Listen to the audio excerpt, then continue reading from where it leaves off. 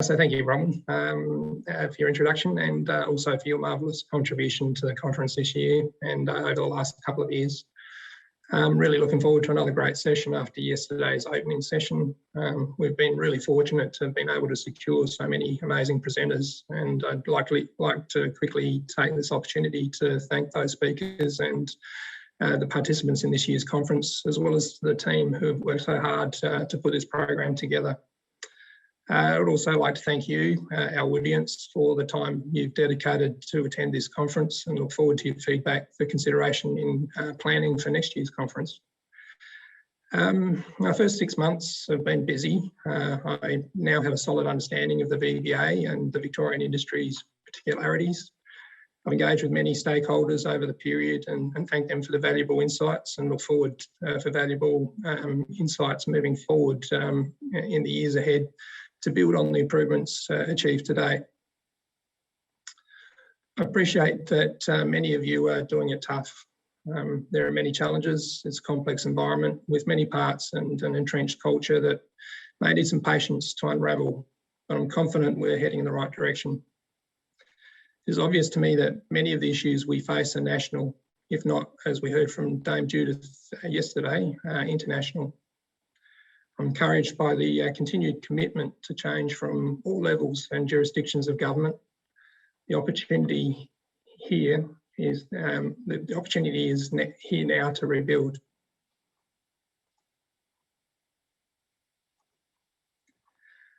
I'd like to now touch on a few of the achievements of 2020. This time last year, we were heavily involved in assisting council in bushfire affected areas with secondary impact site assessments. We've continued to engage with these councils, Bushfire Recovery Victoria, MAV, DELP and other agencies on the cleanup. We've also assisted with consideration of legislation for temporary accommodation, and now our focus has shifted to assisting the community rebuild by providing information and support to assist the community and the council in the building process, and monitor and support practitioner activities during the rebuild. COVID-19 saw my involvement in a group of industry stakeholders to review and continually review the changing environment for the building industry. It was continually changing and evolving, and it was important that we remained engaged. The feedback we received from varied practitioners on the difficulties of maintaining their operations and the difficulties of inspecting sites, the concerns over their worker safety, were all discussed and considered. And this allowed further communication into other government agencies and assisted in decision making.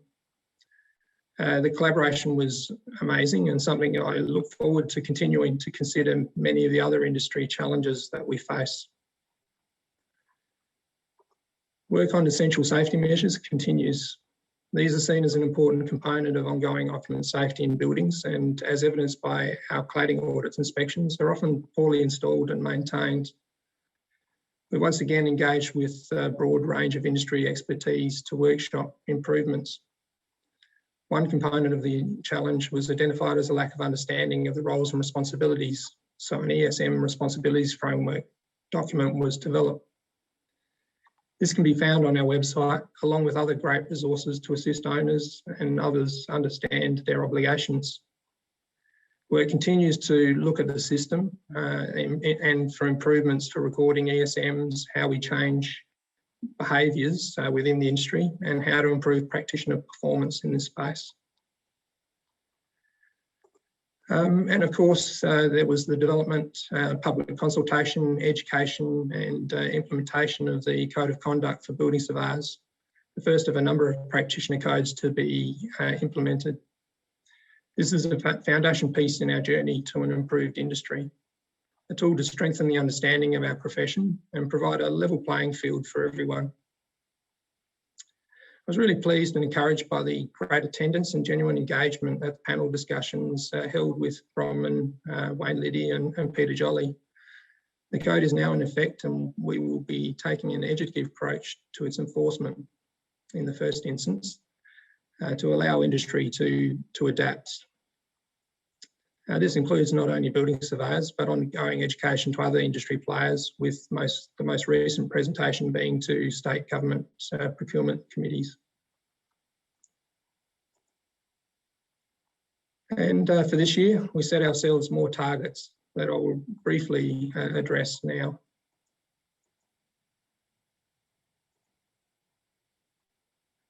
So surveyor skill shortages. The problem, we have an ageing workforce that may see large numbers of experienced building surveyors exit over the next decade.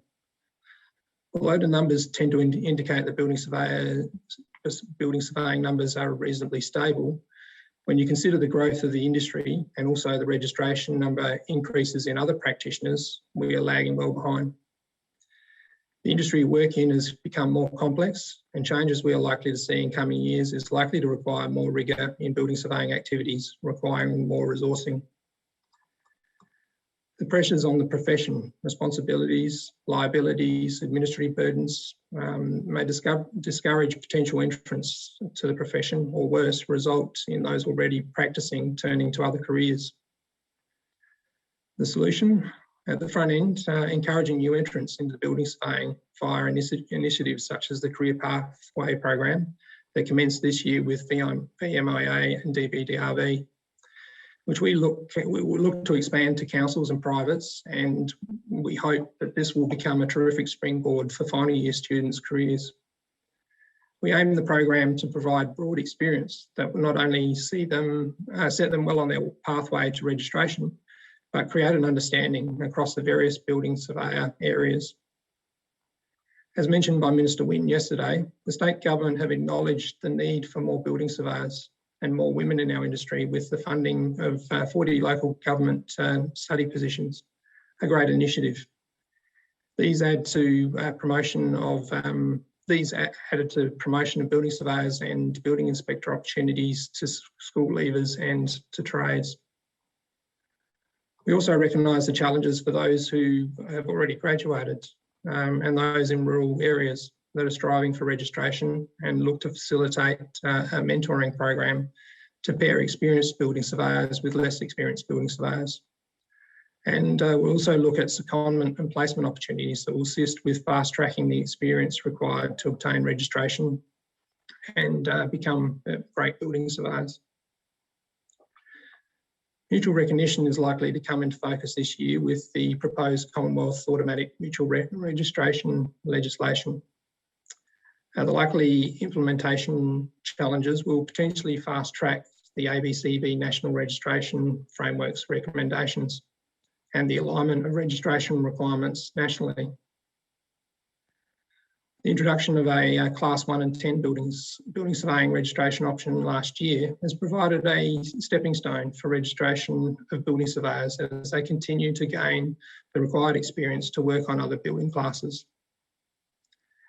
Feedback has told me more certainty and flexibility in registration requirements for building surveyors is critical to encourage career changes for other building surveyors to undertake postgraduate study and become building surveyors. And I'm pleased that this has been flagged as one of the priorities of the expert panel. One area I see as particularly challenging is improving the resourcing of local government building control functions. Addressing the skill shortages alone will not address this. There is much work to be done in improving the awareness of council management as to the importance of their building control functions, and to the role the municipal building surveyors play with delivering those functions. I see the challenges here as being highly complex, with one solution not necessarily being applicable to all 79 councils. In addition, we're dealing with different government portfolios and acts that have an influence on council operations.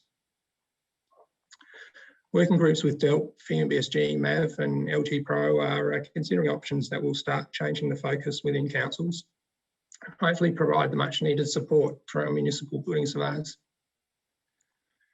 Following recent councillor elections, VBA was pleased to work with VMBSG and MAV on developing induction material to highlight the building control function in councils.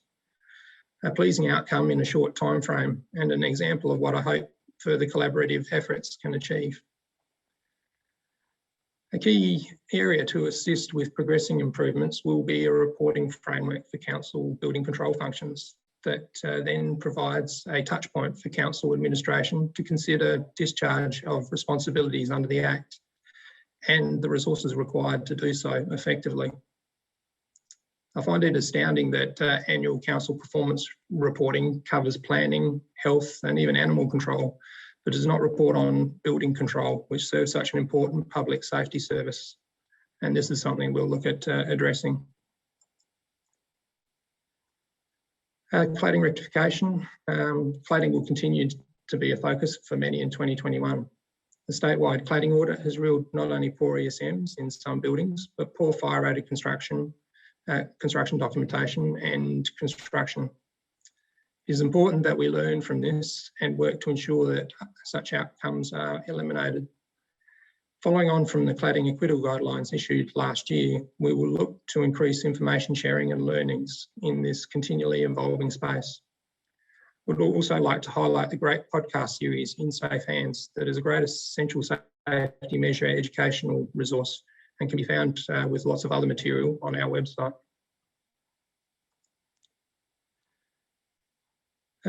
Advocacy and stakeholder engagement, an important part of my role. The importance of ongoing collaboration across the industry cannot be understated. We need to move forward together and not work against each other. Change requires more than the collective opinion to justify required policy changes. It often requires evidence, and this evidence can often be provided by industry. We then require solutions and to consider implementation and impacts, where once again, industry is best placed to assist. I'll continue to build on the relationships I have built to date and work with industry stakeholders to work through many of the challenges ahead. I'm excited by what I think we can achieve if we work together across industry. The Office of State Buildings SPA has grown considerably since our last conference, where this time last year, I was it. My office has steadily grown with the objective of providing expert technical ability and strategic input into VBA activities. Dr. Wang Po, as Principal Fire Safety Engineer, provides an invaluable technical input for the BBA in the area of fire safety engineering, and also assist with strategic development of improvements in fire safety engineering functions. And we look to add to this specialised input with the addition of a Principal Structural Engineer and Principal Plumbing Specialists, which are seen as key areas to increase industry capability. With a recent restructure, the Office of the State Building Surveyor now includes technical and regulation, audit and inspection functions. This centralises key VBA technical functions and allows for a more focused delivery of technical input, both internally and externally. We'll also strengthen our ability to develop data collection and analysis processes and hence better respond to identifying industry issues. The new structure will also provide for an increased focus on education. We're keen to focus education on areas of demonstrated need. To do this, we propose to further develop our data collection capabilities to better interrogate our inspection, audit, complaints and inquiries activities, and identify and prioritise where there is a need for education. We will work more closely with industry organisations to deliver a tailored education program for all practitioners that target these issues and result in better building outcomes that result in keeping more practitioners in the green lane, as Alison mentioned yesterday.